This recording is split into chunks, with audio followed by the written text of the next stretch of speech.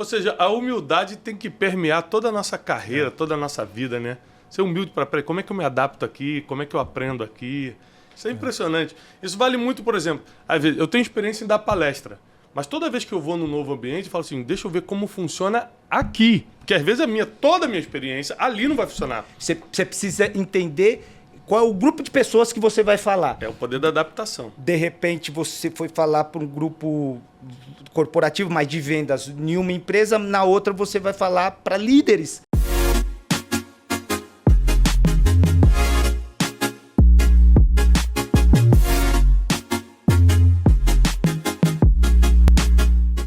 Bem-vindos a mais um Brunecast. Hoje nós estamos numa edição super especial, né, com um grande campeão, um cara que inspira muita gente. Aliás, essa semana eu perdi 2 quilos por causa dele. Um forte aplauso para Zé Roberto! Zé Roberto, camisa 11 da seleção brasileira, jogou em vários times como Real Madrid, Flamengo, Bayern de Munique, né? Encerrou sua carreira em 2017 no Palmeiras, não é isso? E o Zé tem 47, vai fazer 48 anos. Tá melhor do que o Wesley, que tem 18.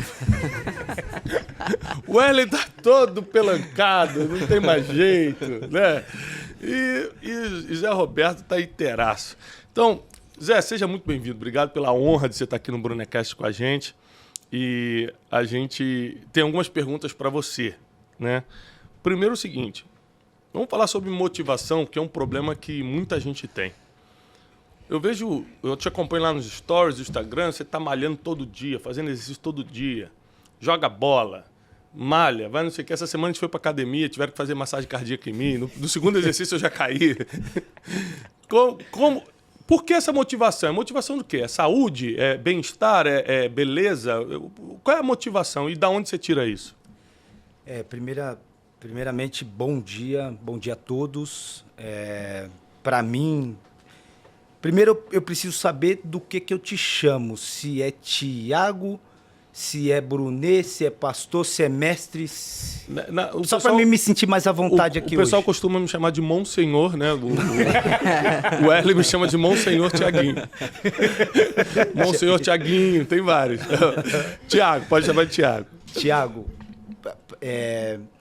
assim, motivação hoje, assim, o que eu procuro primeiro trazer para minha vida, né?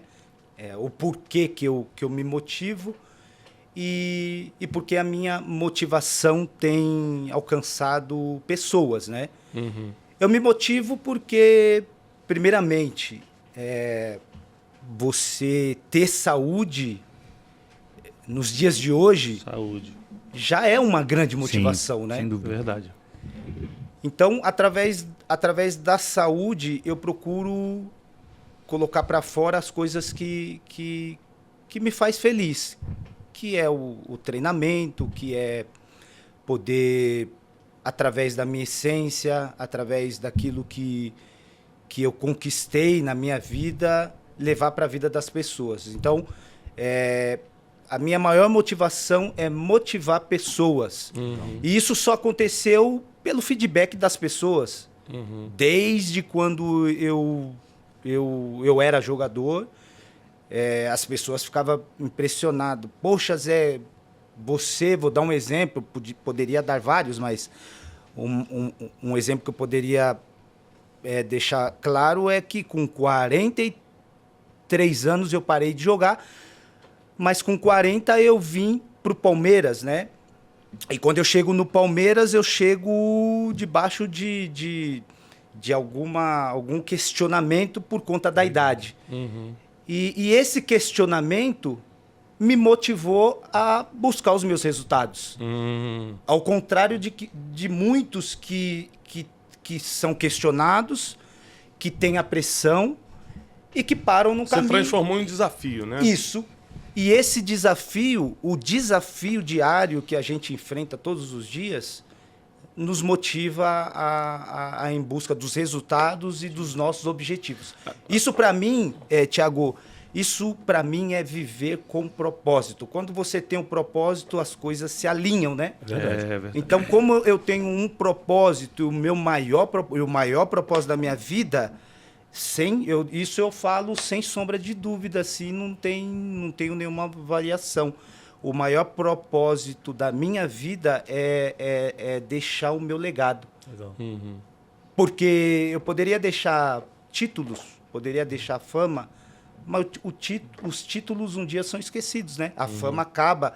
Só que o legado eu posso passar para a próxima geração, que é o que está acontecendo. Muito bom. E aí eu finalizo assim a tua pergunta, que quando você consegue passar essa motivação para essa próxima geração, isso me incentiva cada vez mais. Que a gente está criando uma geração diferente do que as nossas... De pessoas com mais saúde, né? Com a mente mais exposta, com a mente mais aberta, verdade. com vários aspectos. E você falou que tem alegria em treinar. Isso aqui não entra muito na minha cabeça, não.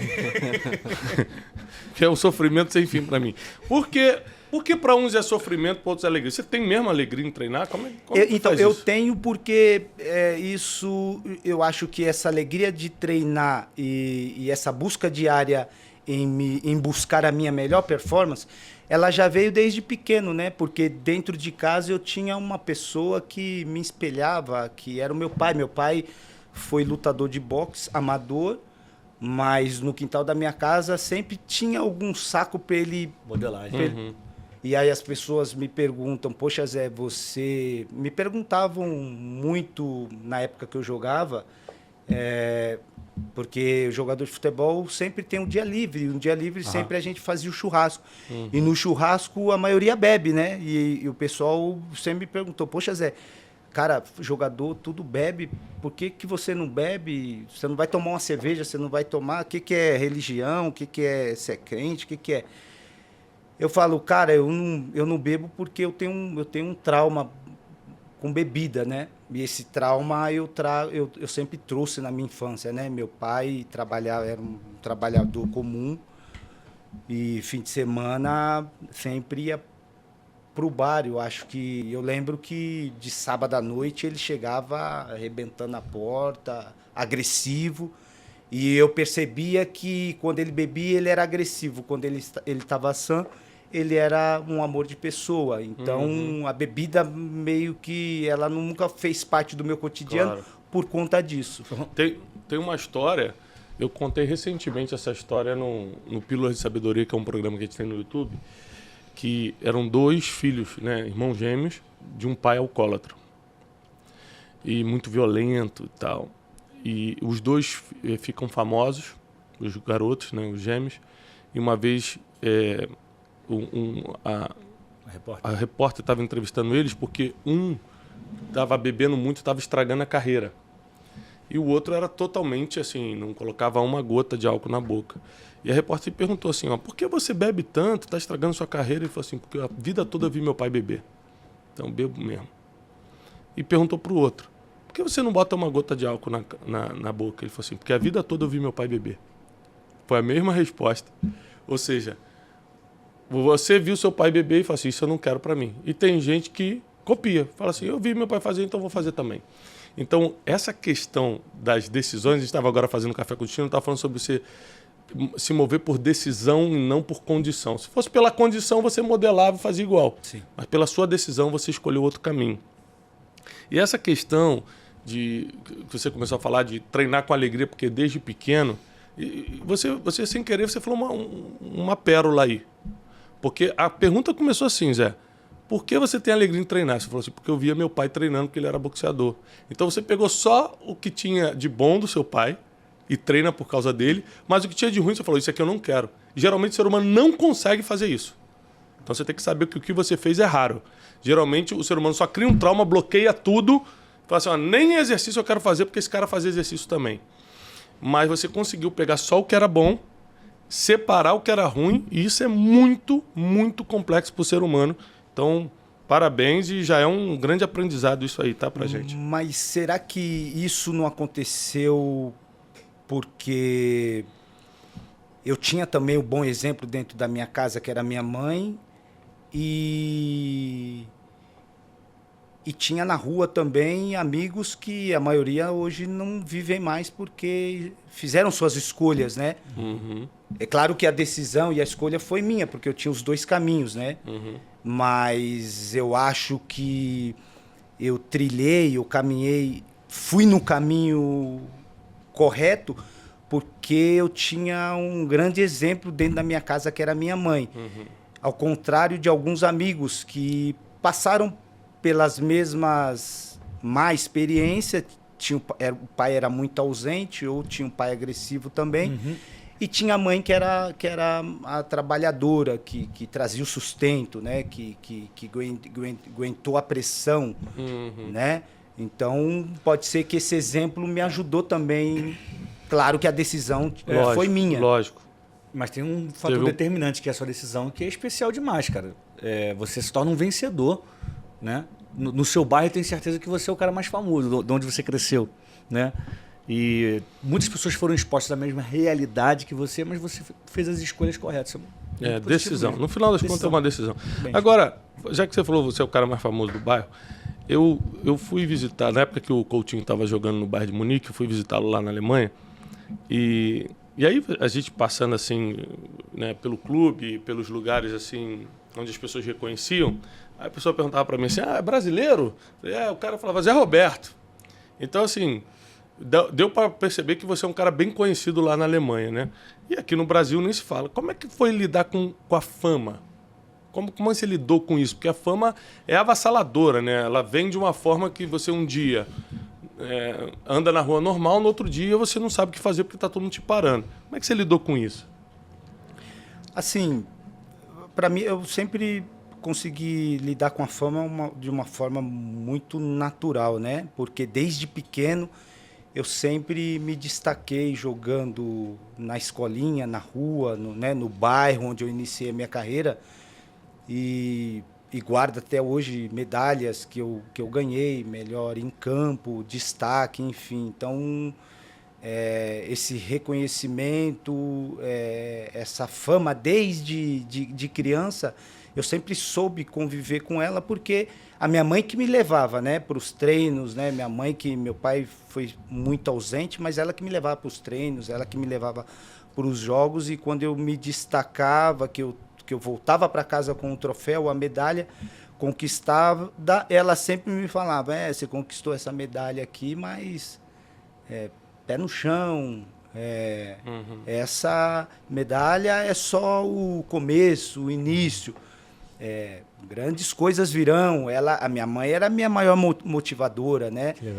Ela que sempre me apoiou. Então eu lembro que ela sempre me deu esses conselhos, né? Então quando eu cresço já tendo essa fama, atenção, os holofotes na base, né? Era tratado diferente no time por jogar melhor, ou ter um destaque além dos meus companheiros. Então, assim, eu sempre soube lidar com ela. Então, nunca tive assim nenhuma dificuldade quanto a isso, né? E qual foi o momento mais feliz da sua carreira e o momento mais triste? Você consegue lembrar? O momento mais feliz foi quando eu assinei o meu primeiro contrato como profissional, que eu fiz base na Portuguesa, aqui de São Paulo. Comecei segundo ano de juvenil, me profissionalizei no primeiro ano de junior. Com 18 para 19, eu assinei o meu primeiro contrato. Esse foi o dia mais feliz da minha vida, porque até então eu estava passando por uma fase de que eu não sabia se eu seria ou não um atleta profissional, porque da onde eu saí e o processo que eu passei, eu tive muitas dificuldades, né? Muita dificuldade para ter uma chuteira, muita dificuldade para encontrar um clube, muita dificuldade para ter uma referência. Então eu não tinha uma segurança, né? Então quando eu assino o primeiro contrato e que a Portuguesa me chamou para assinar esse contrato, para mim esse foi o dia mais feliz da minha vida como profissional, né? E o dia mais triste, com certeza, foi não ter feito parte do 2002. do grupo que foi pentacampeão, né? 2002, vivenciando a minha melhor fase como profissional, né? Nessa época, eu estava jogando no Bayern de Munique, fomos para a final da Copa da Alemanha, disputamos até os últimos jogos contra o Borussia Dortmund, se eu não me engano, para ganhar. Nessa época eu estava no Leverkusen, foi o ano que o Bayern me comprou e fomos para a final da Champions. Então, assim, o dia mais triste foi não ter feito parte desse grupo. Quero até aproveitar a oportunidade, até porque eu sei que temos muitos amigos em comum e você acompanha, tem amizade também com muitos jogadores. Eu acredito que se deva ter na sua sala de casa ou em algum lugar muitas camisas. Só que, modéstia à parte, eu vim te trazer esse presente aqui. Aí, ó. Rapaz. Camisa do Bayern de Munique, eu acho que vai ser a mais pesada. Coloca. Ô Wesley, você tem camisa do Bayern de Munique? Assinada pelo Zé Roberto, camisa 11, Wesley? Não tenho, né, Wesley? Puxa vida. Você tem a camisa do Olaria lá do Rio de Janeiro, né? Pô, Zé, que linda, do cara. Mirassol. Obrigado. Aí, gente. Guardar de recordação. Vou pedir pros invejosos, por favor, não encosta, não. Tá toda inveja, sai! Amém? Obrigado, Zé. Que Agora vai vir inspiração quando você voltar pro agora amanhã tem futebol. Amanhã tem futebol. Falando sobre Copa, que lição você tirou da Copa de 2006? Que eu lembro que a seleção era favorita, assim, disparado. E a gente acabou não ganhando.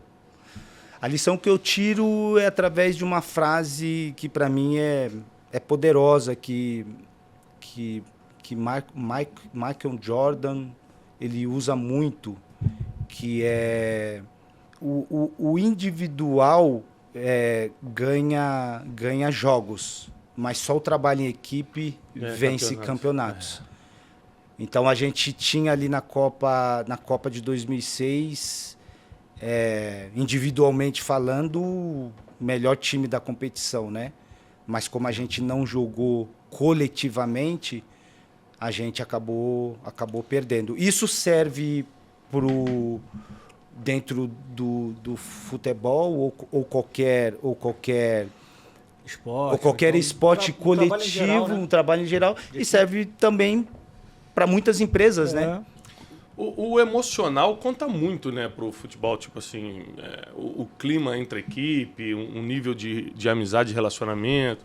Porque às vezes no campo, assim, você tá de alguma forma resistente com a pessoa, acontece de você não querer tocar a bola porque você tá resistente com ela emocionalmente e acabar perdendo. Poxa, tem bastante. Olha que loucura, poxa, né? Tem muito. É por isso que o Wesley não toca a bola pra mim no futebol da empresa. É inveja. Ele sabe que eu vou fazer o gol, aí ele não quer que eu comemore. Vai falar isso. Não, tem bastante, Thiago. Tem e eu passei, assim, no meu início, quando eu cheguei na Alemanha, eu passei por uma situação muito complicada, porque na questão de aceitação, né? O brasileiro, quando ele é contratado para jogar na Europa, no exterior, quando ele chega lá, ele já chega sendo visto de uma forma diferente para os demais jogadores, porque o jogador do país, ele vai te olhar sempre com uma resistência. Poxa, ele veio para ganhar mais que eu, ele veio para tirar o meu lugar, e ele veio para ter mais destaque. Então, eu sempre soube lidar com isso, porque a minha adaptação na Alemanha, ela se tornou mais rápida ao invés da minha adaptação na Espanha, porque quando eu chego, a minha saída do Brasil para a Europa, primeiro foi a Espanha. Automaticamente, Espanha seria a minha adaptação seria mais rápido, né? Mais fácil. O espanhol, o clima, a língua. Por que a minha adaptação na Espanha foi mais difícil do que na Alemanha? Porque na Espanha, eu consegui aprender com os meus erros.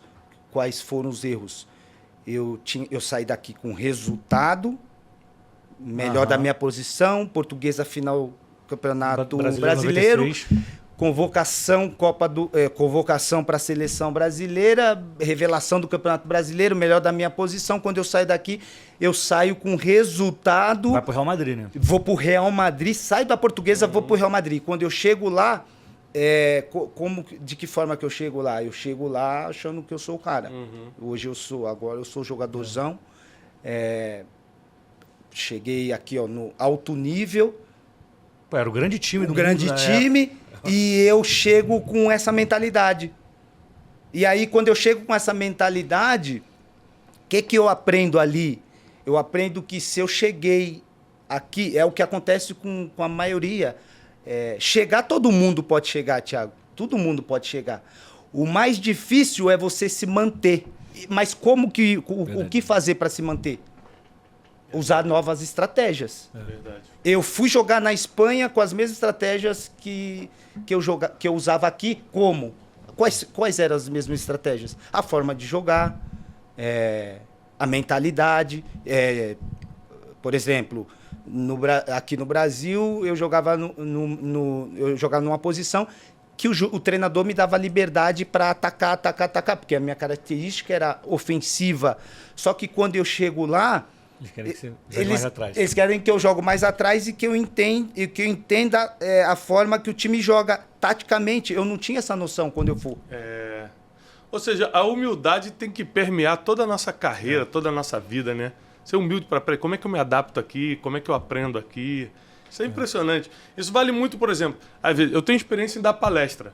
Mas toda vez que eu vou num novo ambiente, eu falo assim, deixa eu ver como funciona aqui. Porque às vezes toda a minha experiência ali não vai funcionar. Você precisa entender qual é o grupo de pessoas que você vai falar. É o poder da adaptação. De repente você foi falar para um grupo corporativo, mas de vendas em uma empresa, na outra você vai falar para líderes. Exatamente. Se você não se adapta, se a sua linguagem não é de acordo... Claro.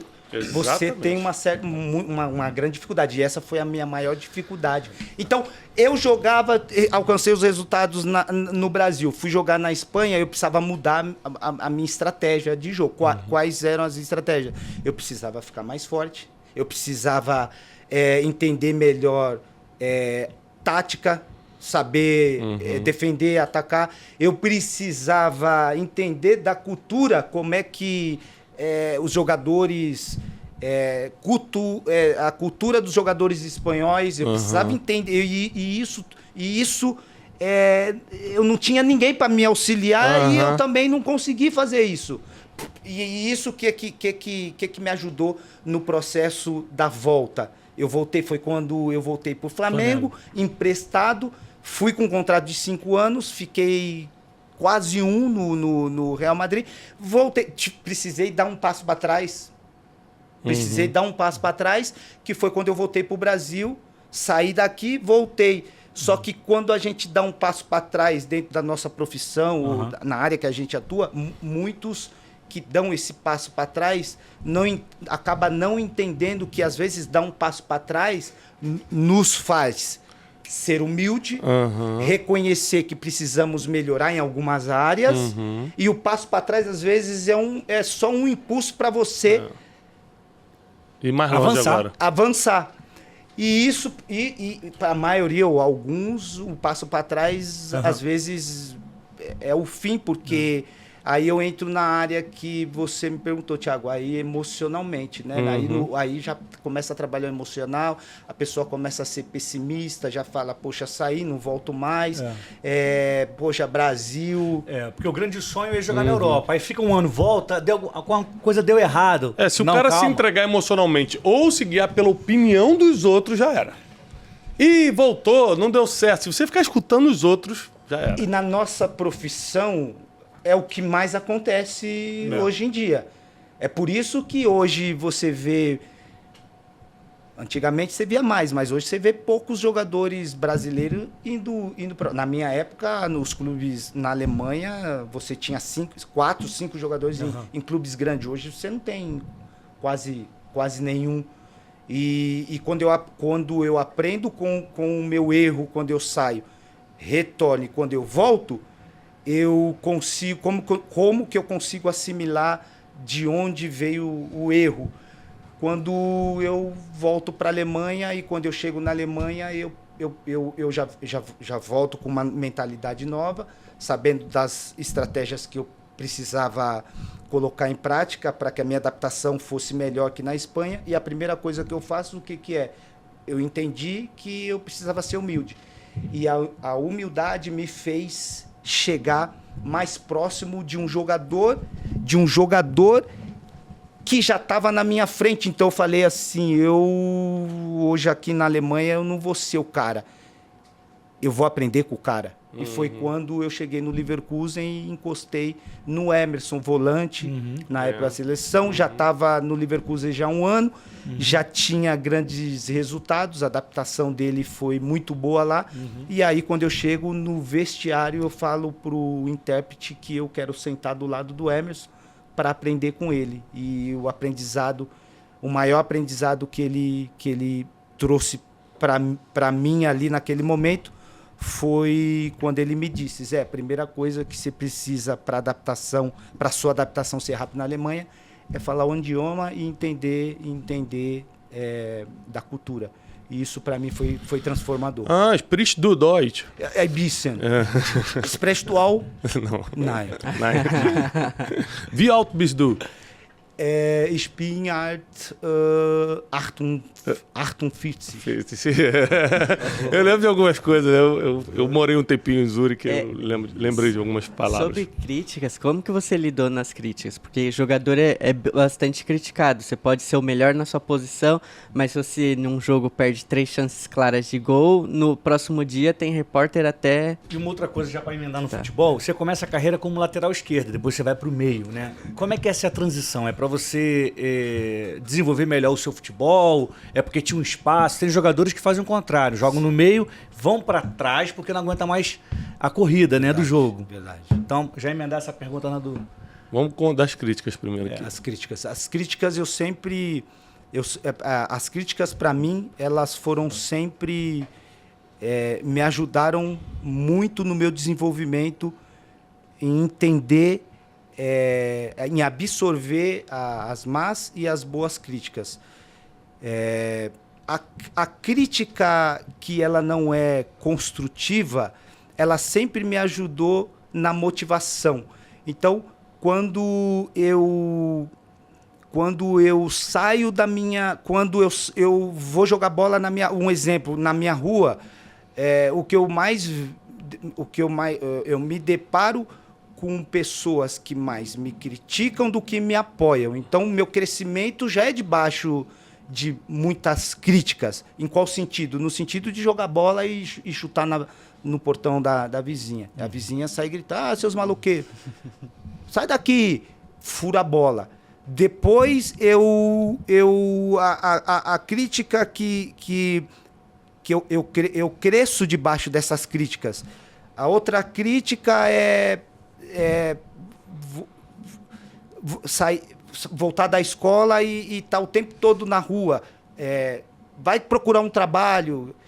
A crítica de dentro de casa é uma guerra. Minha mãe falando, o menino vai jogar, meu pai falando, não, esse moleque tem que trabalhar. Então, eu cresci já debaixo dessas críticas e isso foi desenvolvendo em mim motivação.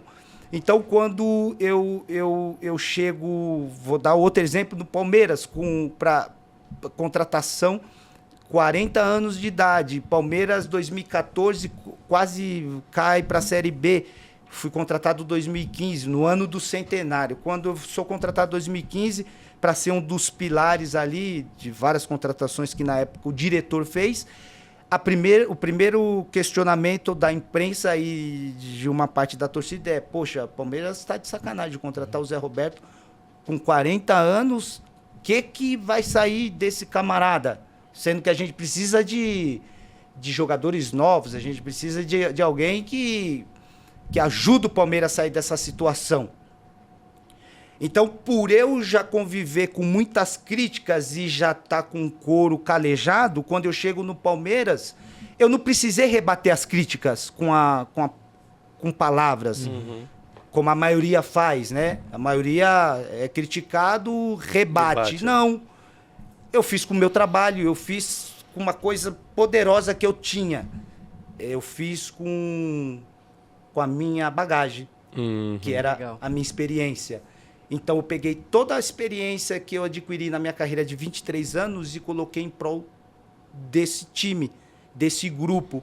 E aí, quando a maioria dos torcedores palmeirenses me encontra e pergunta para mim, poxa, Zé, da onde foi aquela sacada do bate no peito e fala que o Palmeiras é grande? Eu falo para as pessoas, os torcedores que eu encontro hoje, que ao invés de lembrar do tricampeonato da Copa do Brasil 2015, depois de 22 anos, campeão brasileiro 2016, o que eles lembram mais, o que vem na memória deles é o bate no peito e fala que o Palmeiras é grande. Eu falo para eles que aquilo, para mim, não foi uma sacada. Aquilo, para mim, foi um plano de ação. O bater no peito era eu falando para o meu companheiro que eu ia precisar dele e que eu não vim, mesmo com 40 anos, sem estar no contrato do time, mas eu vim para marcar história no clube. E essa minha ação e o bate no peito impulsionou os companheiros que estavam do lado. Isso é o papel do grande líder. O grande líder não é aquele que carrega a faixa de capitão, até porque eu não era capitão. O grande líder é aquele que faz pessoas comuns atingir resultados extraordinários. Então eu estava mostrando para os meus companheiros que era possível sim, jogadores comuns, jogadores velhos, pessoas improváveis, atingir resultados extraordinários. Então, basicamente, a crítica eu consegui sempre rebater com trabalho. Com trabalho. Mostrando. E isso foi assim... Isso eu consegui sempre passar. Muito bom. Sempre foi a minha resposta. Tenho umas duas perguntas para você. A primeira é sobre vida financeira, a segunda é sobre vida espiritual. A sobre a vida financeira é o seguinte: a gente conhece muitos jogadores que ganharam milhões na vida e terminam mal financeiramente, né? Você deve conhecer alguns. Os caras terminam mesmo assim, mal. No que você investiu e qual o conselho que você dá para quem ganhou um dinheirinho na vida e precisa botar esse dinheiro em algum lugar? Qual o conselho do Zé Roberto, tendo em vista que você é um cara bem sucedido, parou de jogar e continua bem em todas as áreas, fisicamente, espiritualmente, na família, financeiramente? Onde é que você colocaria, onde é que você investiria e qual o conselho que você dá financeiro para quem está assistindo a gente? Pega a sua experiência, tudo que você viveu até seus 48 anos e ensina a gente aqui. Assim, eu tive, assim, a minha carreira teve 3 coisas para mim que foi assim fundamental eu ter assim me mantido assim durante esse longo tempo de carreira e como pessoa. 3 coisas importantes que foi fundamental. Saber cuidar da mente, saber cuidar da minha saúde e o lado espiritual. Essas 3 coisas para mim foram fundamentais. E quando eu inicio a minha carreira, eu inicio com uma pessoa que foi o gestor da minha carreira, que quando eu assino o contrato com ele, isso para mim foi transformador. Quando eu cheguei, com 18 para 19, assinei o meu primeiro contrato, até então assinei com a minha mãe, só que com 20 anos eu assinei o meu contrato com o gestor da minha carreira, que foi o seu Juan Figuer. Que felizmente, acho que tem 2, 3 meses, veio a falecer. E que foi o único empresário que eu tive na minha carreira. Porque quando eu escolhi o empresário que ia fazer a gestão da minha carreira, eu tinha 3, 4 opções. E eu só escolhi ele porque me trouxeram boas referências. Eu acho que essas boas referências me ajudou a definir quem seria o empresário da minha carreira, que eu só tive um. E ele foi, foi a pessoa que me deu os caminhos. Zé, aqui o contrato nesse clube, 4 anos, você vai ganhar tanto por ano, esse valor, você tem a opção de investir aqui, esse você tem a opção de deixar lá. Então ele foi me dando esse caminho. Você teve uma consultoria. Essa consultoria, Thiago, fez toda a diferença. Fez toda a diferença. Por que eu te falo isso? Porque nos dias de hoje o que eu mais me deparo ou o que mais atletas me consultam ou me questionam e o que eu mais vejo são jogadores não tendo uma clareza de gestão de carreira. E isso é o mais complicado, porque o jogador ele passa um período com esse empresário, não deu certo, passa com o outro, não deu, com esse não deu. Hoje em dia, a carreira do atleta é bem diferente da minha época. Então, hoje, como o futebol hoje são valores fora enormes, gigantescos. Então, hoje, dentro do futebol, você não tem somente empresário, você tem empresas. Então, hoje, o jogador ele tem mais opção em fazer as suas escolhas, né? Em escolher qual é a empresa ou o empresário que vai gerenciar a carreira deles. Eu, por ter feito a melhor escolha, eu acredito que isso, para mim, fez uma grande diferença. Eu escolhi a pessoa certa, tomei a decisão certa e isso me ajudou a equilibrar as finanças e hoje, assim, encerrar minha carreira e Está aposentado de verdade, né? Sem depender ao contrário da maioria que tem muita dificuldade de fazer essa escolha ou de focar em um que tenha esse planejamento de carreira. Ou seja, não tem mistério, pessoal. É mentoria, consultoria, andar com a pessoa certa, é o que a gente ensina sempre aqui. Agora, Zé, e a parte espiritual? Quando é que entrou essa espiritualidade na sua vida? Você é um cara cristão, de verdade e tal. Quando isso entrou na sua vida e o que mudou quando entrou? Você é desde criança, entrou depois? Entrou na minha adolescência. Minha mãe, ela foi através da minha mãe. Minha mãe começou assim, quando criança, já através da própria da minha mãe, eu conheci várias religiões, né? Eu lembro que quando pequeno, a gente ia muito fim de semana na casa da minha avó e lá eu lembro que minha mãe frequentava uma religião japonesa que chamava Seishunaye. E eu lembro que minha mãe, nessa época, já me levava, eu e os meus irmãos, tenho 5 irmãos, nesse templo. E depois de um tempo, minha mãe passou aí no candomblé. Eu lembro que na época de Cosme e São Damião, a gente não tinha condições de comprar doce, né? Minha mãe trazia o sustento para dentro de casa praticamente sozinha. E eu lembro que nessa época eu entrava num monte de fila para pegar saquinho de doce, e eu lembro que minha mãe frequentava muito nessa época o candomblé. E a outra religião que minha mãe frequentou também, assim, durante um período,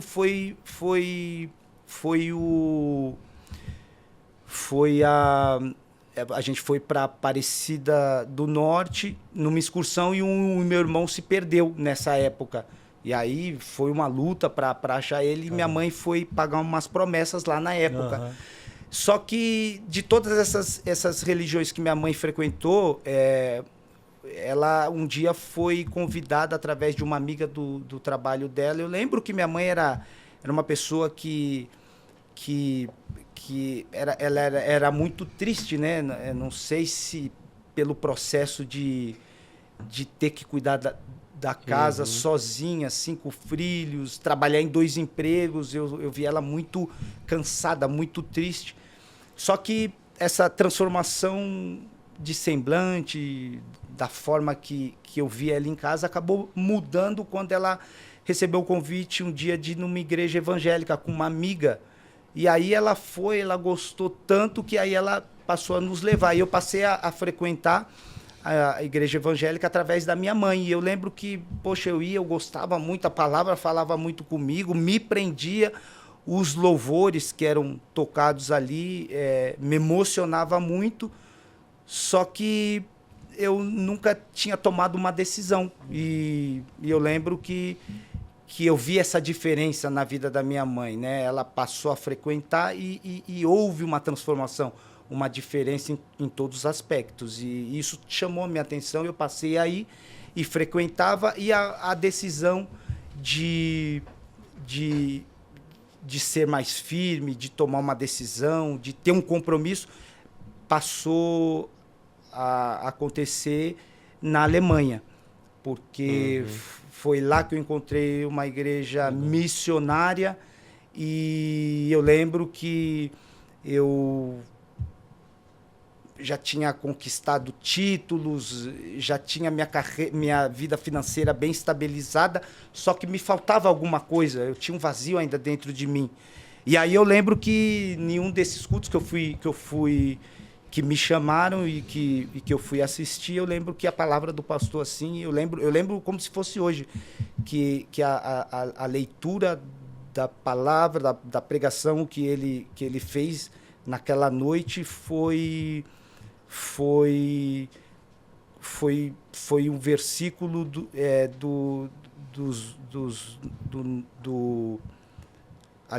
Novo Testamento, que é, se eu não me engano, João 8,32, se eu não me engano, conhecereis a verdade, e a verdade vos libertará. Se o Filho vos libertar, verdadeiramente sereis livre. Esse versículo, assim, ele entrou como se fosse uma espada dentro do meu coração. E aí eu lembro que eu no fim da pregação, da palavra, eu fui à frente, aceitei Jesus como o único e suficiente Salvador da minha vida. E para mim esse foi o meu maior título, porque eu sei que o meu propósito de vida aqui na Terra é por um momento, né? A gente está aqui só de passagem. E eu tenho certeza que tem uma morada eterna, e lá é o meu destino eterno. E através dessa entrega, houve uma transformação muito grande na minha vida, na minha família, no meu casamento, enfim. Hoje, através disso, eu percebi que nesse processo, nessa caminhada, com o compromisso que eu tenho com Deus, eu percebi que Deus tem uma chamada na minha vida, e através dessa chamada ele foi sempre me mostrando, através de muitas experiências que eu tive com ele, né? Agora, interessante também é o seguinte, porque eu sempre falo isso, a espiritualidade, se você não quiser olhar pelo lado religioso, olha as vantagens que ela traz. Não, esquece se você acredita em Deus ou não. Vamos lá só para o lado técnico. Você fica um cara mais família, você preserva a sua família. Você gasta menos dinheiro, porque você sai das noitadas, sai da bebida, sai da prostituição. Então, seu dinheiro começa a ir só para o que realmente importa. Olha como a espiritualidade traz impacto técnico. Esquece religião agora, esquece a parte de Deus, a parte espiritual. O técnico, né? O dia a dia muda tanto que você começa a prosperar de verdade. Você fica emocionalmente mais saudável, porque a espiritualidade faz você não entrar em problema que não é seu, faz você não discutir com os outros, não atrair essas angústias da vida, faz você gastar dinheiro só com o que é importante, você não fica jogando dinheiro fora na bebida, na prostituição. Você foca muito mais no trabalho, né? Porque digno ao obreiro o seu salário, você pega esses conceitos da espiritualidade, dos princípios milenares da Bíblia, e começa a colocar em prática. Então, gente, não é mais uma questão de religião somente.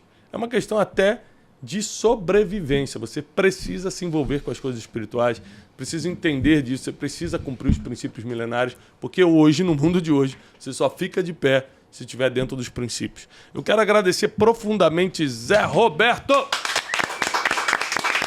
Bom demais, ganhei camisa aqui, oficial do bairro de Munique. Obrigado, Zé. Pra gente foi um aprendizado muito grande. E essa semana a gente tem outros convidados super especiais, então fique atento no Brunecast. Não deixa de fazer um print agora da sua tela, posta no seu stories do Instagram que você está assistindo aqui, Brunecast com o Zé Roberto. Posta o link nas suas redes sociais. E o Zé agora vai dar as últimas considerações, vai falar do livro. Manda brasa. Eu só esqueci de apresentar esse meu livro que, poxa, vou estar lançando próximo mês. E esse livro fala dos pilares que me ajudou a ter uma carreira consolidada, uma carreira com princípios, uma carreira que me ajudou a me manter bem equilibrado, a ter sucesso, né? E esses pilares que eu falo dentro desse livro é o pilar do planejar, a importância, né? Do pilar do planejamento, o pilar do foco, da disciplina, do trabalho em equipe e da liderança. Então, mês que vem já vai estar aí em todas as plataformas digitais e feliz em poder apresentar ele para vocês aqui. Muito obrigado, Thiago. Um prazer, meu Zé, amigo. obrigado. Foi um prazer te receber. É isso aí, pessoal. Esse foi mais um Brunecast com o Zé Roberto. Não deixa de, assim que sair o livro do Zé, você correr atrás das informações que vale a pena. O nome do livro é Até 43. Ou seja, um jogador que jogou até os 43 anos de idade, jogou bem, precisa ser escutado. Deus abençoe vocês. Até o próximo Brunecast.